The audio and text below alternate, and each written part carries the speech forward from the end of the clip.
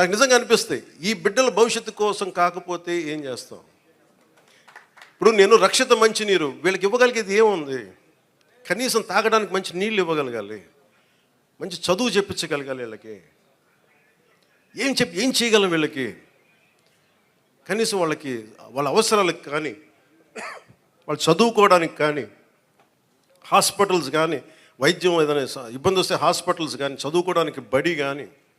నేను చెప్తాను 2047 చంద్రబాబు గారు మేము ఇదే అనుకుంటున్నాం. చంద్రబాబు గారు ఇదే చెప్తా ఉన్నారు, అద్భుతంగా రాణించాలి, భారతదేశం should become number 1 in the world అని. మోడీ గారి కోరిక అదే. ఆ కోరిక నిజం నెరవేర్చాలంటే మనం ఈ తరం కోసం పనిచేయాలి. ఇలా నేను ఓట్ల కోసం ఇక్కడ తీసుకురావాలా? వీళ్ళ గుండెలు చేసి చెప్తున్నాను, వీళ్ళకి భరోసా ఇవ్వడానికి వచ్చాను, మేము ఉన్నాం. నా బిడ్డల కోసం నేను ఎంత తపన పడుతున్నా నాకు తెలియదు, కానీ అందరూ నా బిడ్డలే అనిపిస్తుంది.